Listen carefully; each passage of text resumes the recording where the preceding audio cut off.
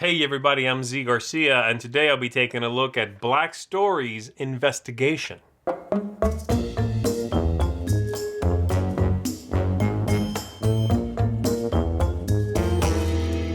You might be thinking, just like I did when I first saw this, that this is simply another Black Stories game. One of those games in which there's an image showing something that happened and the players are tasked with asking questions in order to figure out what happened. One player answering their questions yes or no, until finally someone goes, oh, I think the man in the picture fell off a building and that kid over there took a photo, but then his camera melted or something. I don't know. That's a bad one.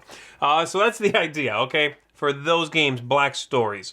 This uses the theme from those games, but basically nothing else. This is a deduction game in which the players are going to be each hiding some information, and then you are trying to suss out what the other players are hiding in order to get some victory points, okay? You're going to be giving them cards in order to put together this puzzle in your mind until you've got it, and then you swoop in and collect some glory, okay? So let me give you a look at how this goes. We'll come on back after that, and I'll tell you if it's successful at being a good deduction game.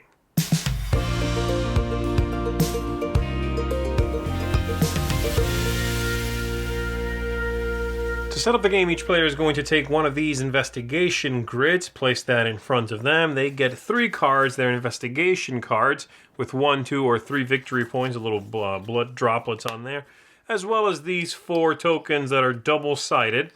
And you just make a pool of the victory points somewhere, and you are ready to begin. Each player also gets one of these little files to keep their secret information secret.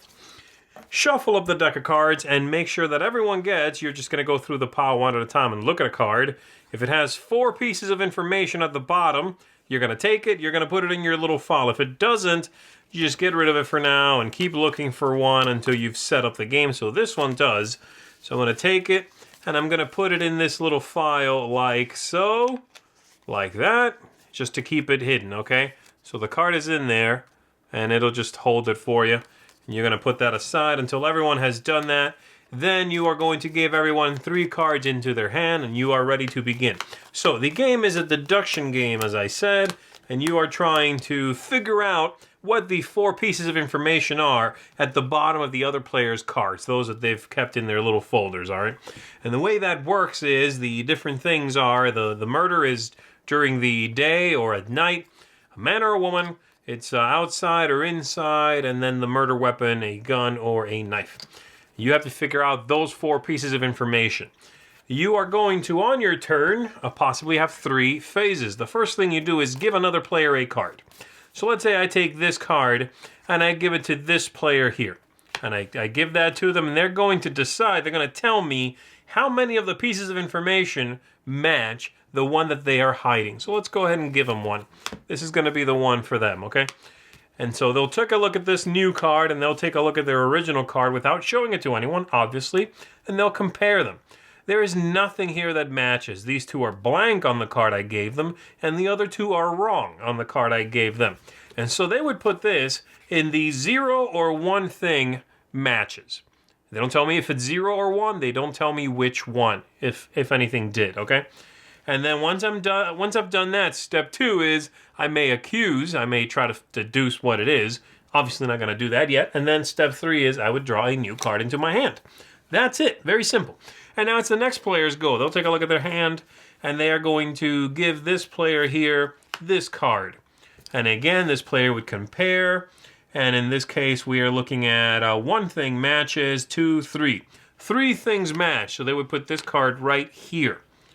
And at that point, then everyone starts thinking, okay, so this is 0 or 1, and this is 3. We know 3 of these 4 are right.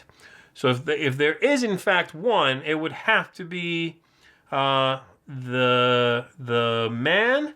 Could it be the other one? I'm not sure. So you'd figure out the math of that and figure out if that's possible. Probably not quite ready to figure it out just yet.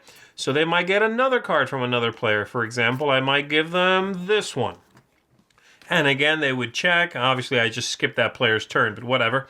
This player would check, and again, they would tell me, yeah, that's right, that's 3 again. Okay, now you can start figuring some things out. So the only things that switched were the man and woman, and then the murder weapon itself. If we go back over here, was it 1 or was it 0? We're pretty sure it's not the day by now, because that wouldn't have made any sense numerically. And that's how it works. When you are ready to make that deduction, which is step 2 of your turn, you are going to take your tokens. You are going to decide if you think you know what it is. So I might say, okay, it's the man, it's the day, it's outside. And if it's the man, that means it's the gun. Let's try that. And then I pick one of these 3, depending on how sure I think I am. This means, yes, I'm pretty sure I want to score 3 points for getting this right. 2, or I'm just going to try with this one. Once you've used these, they go away, by the way. So I'm not quite sure, but it's very likely to be that. So I'm going to do that. The player would compare my guess to what I said. To their hidden card, rather. And they would say, yeah, you got it. Okay, and I score some points. I'll tell you how many in 1 second. Or no. At which case, this card is gone anyway. And I just take these back. All right, and we continue working on these. Obviously, I'm only building up one player's case here.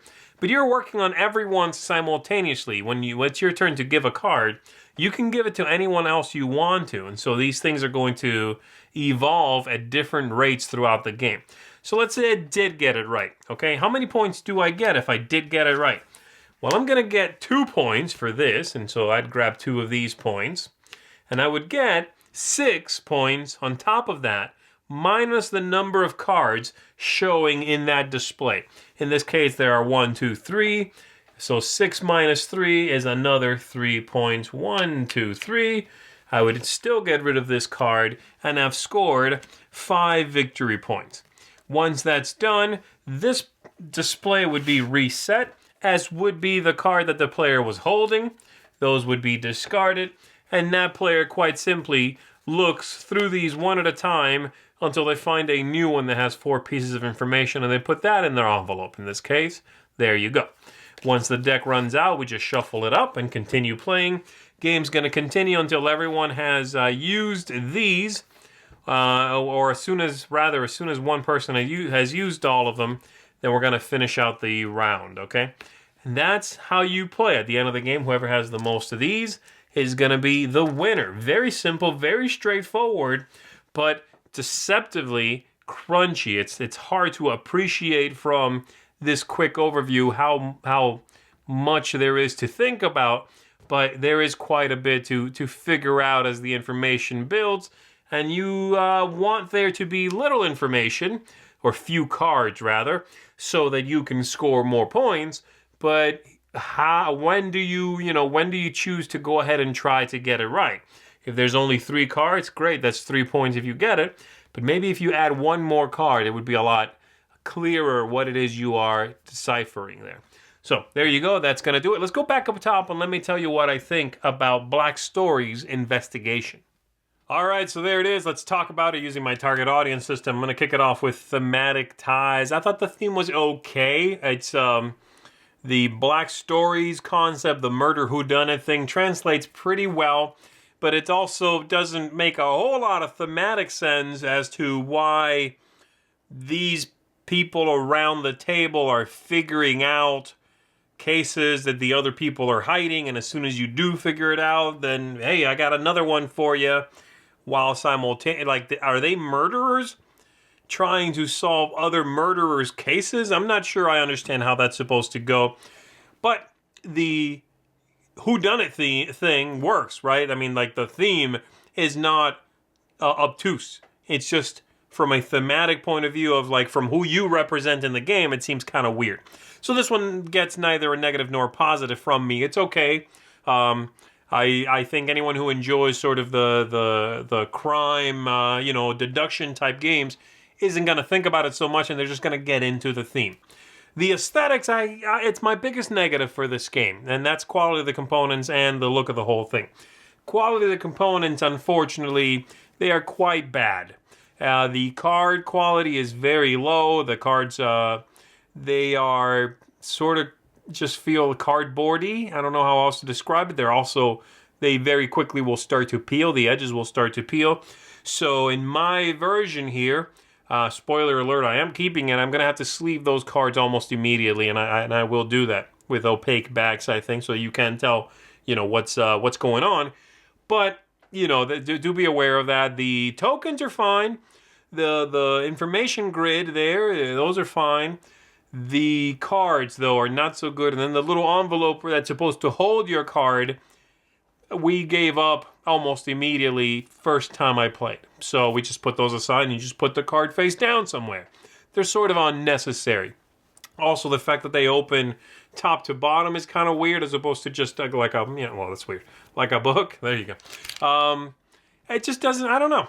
They're not needed, So aesthetics, not so good. And then the look of the game it's okay. It's okay, Replayability, though, is very nice, and that involves scalability. The game plays down to 2 people, and it works fine, right?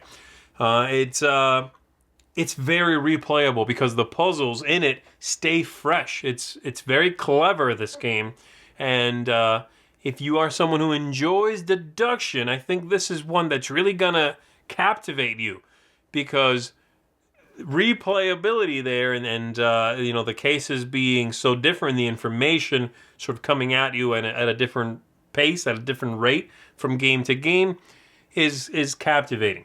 The game length is spot on. The game did not overstay its welcome. It is quick. Turns are quick. The whole thing is very much gets interesting right away also. There is no build in this game. It is not like most deduction games in which you are putting together information and near the end of the game, then you switch into that worrying mode where you're going, oh, is someone going to get this before I get it? The picture is almost complete.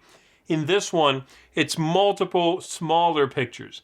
And I like that cadence a lot more for a deduction game than one big puzzle, right? So very good there. Ease of play, which is fiddliness, if there's any weird design choices, anything like that. Besides using those little envelopes, which again, I just don't, I think the game design is very clean. It's so simple, it's so streamlined, but also thinky, very thinky, which I'll talk about in just 1 second. But your turn is very breezy. You play a card, get some info, debate whether you want to answer something or not, and draw a new card. That's it. And every now and then you have to interrupt it when someone's right to draw a new case, to hide a new card and so on. But that's that. So I love that feeling, like the cadence of the game, And then lastly, tactics and strategy, and if there's any luck in the game, I think, like I said a few times throughout the overview here, the game was to me the first time I played surprisingly thinky. I found myself just sort of stopping and going, "Oh, okay, hold on, I'm sorry, guys. So if it's this and that, it could be that one, but it could be that too. Do I guess on that? I don't know. Am I right? Wait, hold on. It has to be that one because that showed up there and there, right? And you're gonna realize very quickly the profundity of the whole thing. I enjoyed that very much. Surprisingly deep gameplay for so few components and so, something that appears to be so simple. Not a game that you are going to want to play, I think, if you don't enjoy puzzles, don't enjoy deduction, because it is very much grounded in that, And there is a little bit of luck in it where you are going to, if you take a guess on something and it's wrong, then the next player might simply be able to go, okay, well, if that was wrong, then it has to be this. There is that. And there is a little bit of if someone is doing really well near the end of the game, you might just not be able to catch up to them. So there's a little bit of that as well. But I don't find either one of those things to be that problematic because the game length is so very short in this game. It's not like playing an hour-long game and then at the end you realize you can't win. I don't have a problem with I do have a problem with that, but I don't have a problem with it in this game because it's a short experience. It's like a burst of puzzle solving, and I enjoy that very much. So that's it for me. This is the game that, it was funny, the first time I played, literally everyone around the table agreed almost immediately that we would all love a deluxe version of this game. Because we all enjoyed the game tremendously, the gameplay, but we were largely unhappy with the quality of the production. And so this is one of those games that if I had my way, I would love to have a nice deluxe version of it, with just beautiful components, indestructible game pieces, things like that. It would get a lot of play from me. As it is, I'm gonna have to sleeve the cards, as I said, but I think it's worth it because the gameplay here is fantastic. This one is going to get a seal of excellence from me, despite the production issues, because I think the gameplay is worth it. And I would recommend that you check it out if you are someone who enjoys deduction games. There's not that many of them, so seeing a new one come out that doesn't achieve the puzzles with complexity, but rather with simplicity and putting the thinking on the player as opposed to manipulating stuff is very interesting to me. Again, seal of excellence for Black Stories Investigation. Thanks so much for watching the Dice Tower videos. Find more great videos and reviews as well as our top-rated audio podcast at Dicetower.com. The Dice Tower is sponsored by Cool Stuff Inc., where you can find great games for great prices. Cool stuff in stock. Check them out at CoolStuffInc.com.